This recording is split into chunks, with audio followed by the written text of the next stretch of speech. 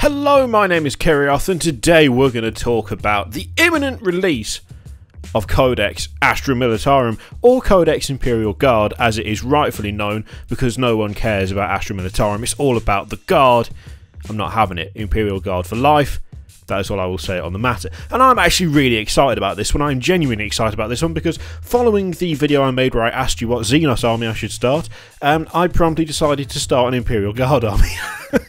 So thank you for all of your suggestions, but unfortunately there was one comment in there that completely caught my attention and made me think, I'm going to end up going full loyalist and having a Space Marine army and an Imperial Guard army. I know I am, I can feel it. And, well, that's just what's going to happen. Someone pointed out that maybe I was approaching things like Imperial Guard in the wrong way. In that, for my Space Marines, I have heroes, like actual heroes. Like, I have named captains and chaplains and all of that stuff. They are the leaders of the army, the grand warrior, leading from the front, all of that. And that if you try and apply that mentality to the Imperial Guard, it's not going to work because you don't really have that sort of character as such.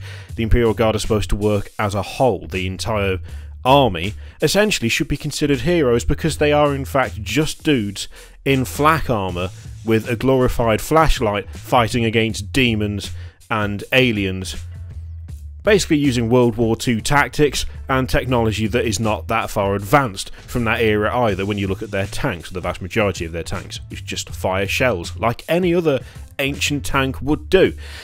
And at that point I was like, that's really badass because these guys have got nothing compared to Space Marines, compared to like the Inquisition, the Adeptus Sororitas, compared to all the other factions. They've got nothing. They're just normal guys who are fighting like... Some of them fight like trench-style warfare, some of them do crazy drops from Valkyries, but none of them have got power armour. None of them have got the strength of like 8 men. None of them have got insanely thick bone like in their bodies, preventing them from getting wrecked. None of them have got 2 hearts or anything like that. That's really badass. And as soon as I actually picked up on that, and I was like, oh yeah, I see what you mean. Oh, now I really want an Imperial Guard army. Well, as luck would have it, the Imperial Guard are the next lot to get the goods. And, well, I'll just give you a brief bit of proof in case you think I'm lying, but you obviously won't. So there we go. It's right there on the Warhammer community site. Look at that. Oh, yes, nice bit of Commissar action there. Loving your work. Excellent hat. Nice hat. And, there's a few things that are making me excited about this. So the first thing is that there will be 8 regiments that get rules for the Astra Militarum, the Imperial Guard. I'm just going to keep saying Imperial Guard. I'm trying not to push it too much, but I can't help it because that's what they're called. Cadia, Catachan, obviously, Armageddon, Tallarn, Valhalla, Vostroya, Mordian, and the Militarum Tempestus. So that's a nice 8 different regiments. Excellent. They're getting their own little regimental doctrine, order, stratagem, relic, and warlord trait. Exactly what you'd expect. I really like it. They are actually properly diversifying. That's what we want. That is what we want. Give us that all day long. And something that is very interesting that I really like is the return of actually encouraging kitbashing and stuff, which is good. So here we have a few examples of some really nice kitbashes for some other regiments. The Savlar Chem Dogs, which I mean they look good, but by the way, if you're thinking to yourself, wow, I wonder if they're going to produce kits for these. No, I think these are just going to be things that you have to kit bash yourself, and it will be horrendously expensive because it's parts from every box known to man. I mean, that looks like Neophyte to me. That top bit, as in the Gene Stealer Neophyte guys. I think it's the Neophyte. That is, I think, a Cadian command, like, trench coat thing there. It's going to be expensive if you want to make these. So that's the Savlar Chem Dogs. There's also the Indigan Prefect. Could be Indigan, could be yeah, it's got to be Indigan. Again, nice looking conversion, but that is going to be expensive to build an army of. Do look good though. I think I like those the most. And if you want to go full fancy with plumes and everything, you've got the Ventrilian Nobles, which I'm pretty sure I saw someone say that is like half Free Guild stuff from Age of Sigmar, and other bits from Cadian stuff and God knows what else. So it's cool, it's nice, I like it.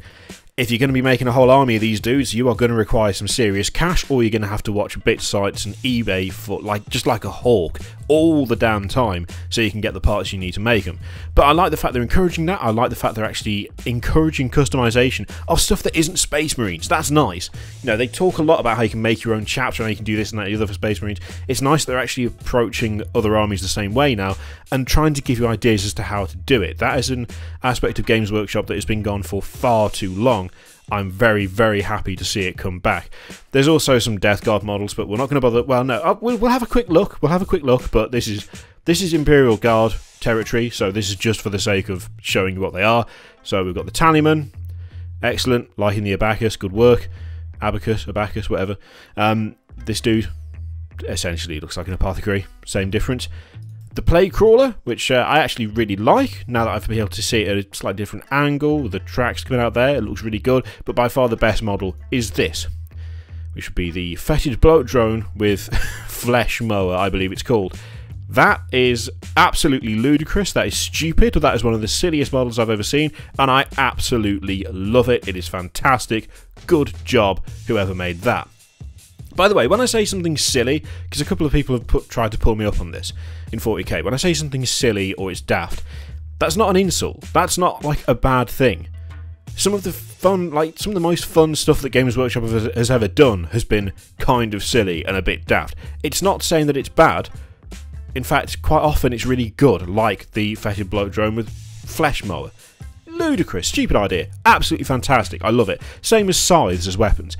Dumb, wouldn't work at all, but they look awesome and that's what counts. So it can be silly and great at the same time. Now, let's have a look at Catachan, the regimental focus for Catachan. Kind of interesting, this one. I do like it, but we'll just see what you think. I want to see what you think, because this is interesting. I wasn't expecting this for Catachan. So, Catachan armies have a two-part regimental doctrine designed to reflect the impressive strength of the jungle fighters. So as you can... Alright, we won't click that. I was trying to click it out so you could see it better, but it's not an option. Okay, so Catachan, brutal strength. In the deadly jungles of Catachan, only the strongest survive. The sons and daughters of this death world are ferocious warriors, taller and more powerful than typical humans. You damn right. Infantry units with this doctrine add one to their strength characteristic. In addition, they can add one to their leadership characteristic if they're within 6 inches of a friendly Catachan officer. Each time a vehicle with this doctrine fires a ranged weapon that makes a random number of attacks, e.g. heavy d6, heavy 2d6, etc., you can re-roll one of the dice used to determine the number of attacks made. Now that, I'll be honest, that second part, I was not expecting that the first time I read that through. That's not something I would immediately assume would be relevant to brutal strength, which is, you know, adding 1 to strength and 1 to leadership if they're within 6 inches of an officer. It's an interesting crossover. It's a bit strange. It's absolutely not what I was expecting for Catachan at all. I kind of thought that they would be more, you know, -1 to hit, maybe, if they're more than 12 inches away, something like that, something stealthy, something kind of guerrilla tactics-esque. Instead, you kind of get a pretty good... I mean, I'd say that's pretty good for like an armoured regiment, to be honest. The ability to re-roll one of the dice when a vehicle makes an attack, it's got a random number of attacks. That's not bad. That is really not bad, but it's also not something that I would automatically have attributed to Catachan. I would put that, I don't know, maybe Steel Legion? I feel like that fits a bit better. I mean, obviously, just because Catachan are sort of more muscle-bound, guerrilla-esque fight. Guerrilla as in not the big monkey, the the other ones, you know, fighters, those ones. I would have definitely put them more along the lines of some sort of stealth-based thing, but, you know, I can't complain because it seems pretty good. It seems pretty good. It seems like it's going to be relevant a lot of the time, so, yeah, just strange that Catachan are getting it. So, as they point out, this is good against weaker foes like Fire Warriors, and they do point out that Catachan tanks are going to be among the deadliest in the game, thanks to their reliability. Use the example of using a Wyvern and want to make the most of the quad storm shard mortars. That's very hard to say. 4d6 shots. Love the Lehman Rust, but wish the battle cannon was more reliable. Want to ensure the Shadow Sword's volcano cannon puts down a pesky renegade knight. Pick the Catachans for your regiment. That is not something I would have expected from this at all. I just wouldn't have expected it to be, do you want your tanks to be super badass? Pick Catachans. Sorry, what? What? It's good. It's good, don't get me wrong, but I just don't, I don't see where it fits with Catachan, is all. That's all it is. They also talk about using the Death Strike, and they point out that using it on anything other than the Death Strike is more sensible, but you can make the Death Strike do horrendous things if you use it alongside this Vortex Missile, which is the stratagem. Use this stratagem before you fire a Death Strike missile. You can re-roll failed hit rolls for this shot. In addition, add 1 to the roll made to determine whether other units within 6 inches are hit. If a model is wounded but not slain by the attack, roll another dice. On a 6, the model suffers a further d6 mortal wounds. Holy moly, that is not bad. That's pretty good. I mean, if you want your Death Strike to absolutely annihilate everything, then go for that. I say everything, it's a bit hyperbolic. Obviously, it's all chance, but that's not a bad stratagem. I do like that stratagem.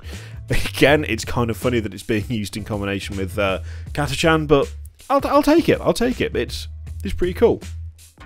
And finally, we have another stratagem specifically for Catachan, which is Vicious Traps. The other one was just Astra Militarum, Imperial Guard, damn it, not Catachan. This one is Catachan specific.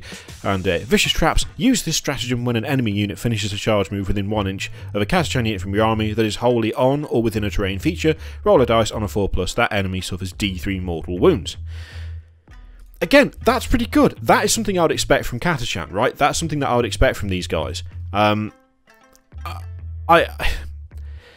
this is where it gets interesting for me, because I cannot complain. I don't think I can realistically complain about what they've got, because I think the vehicle stuff especially is pretty good. I'll be honest, the add 1 to strength, I can take or leave that. It does make sense for them, because Catachan are, they're massive muscly dudes. They've got Sergeant Harker, for God's sake, who's just a normal human who can carry a heavy bolter. So obviously they are strong as hell. But the vehicle thing is just like completely out of nowhere, completely out of left field, wouldn't have expected it. I can't complain because it's good, but does it feel fluffy? Not so much, to be honest. That bit doesn't feel like a Catachan ability to me. But on the other hand, it is a good ability, so you might end up finding that people use Catachan rules primarily for that. I mean, obviously we'll have to see what the other regiments get first, because there may be some sort of better version of that, something that's more appropriate for if you're going for like an armoured column, and I don't know. I like this stuff. I like it. I especially like Vicious Traps. That's a very fluffy ability. Just better vehicles, not so much. But the rules are good, so what are you going to do? I'll be interested to hear what you think. What do you think of the focus for Catachan? What do you think of the regimental doctrine, especially? Do you think it works? Do you think it doesn't work? Are you prepared to overlook the fact that it doesn't seem that Catachan? Does it seem Catachan to you? Or do you not care because it's just good and that's all you're bothered about? Let me know in the comments below. In the meantime, there's plenty of other stuff for you to click and watch if you want to. It's entirely up to you. You don't have to if you don't want to, but you can if you like. And I will see you for the next one. Toodaloo.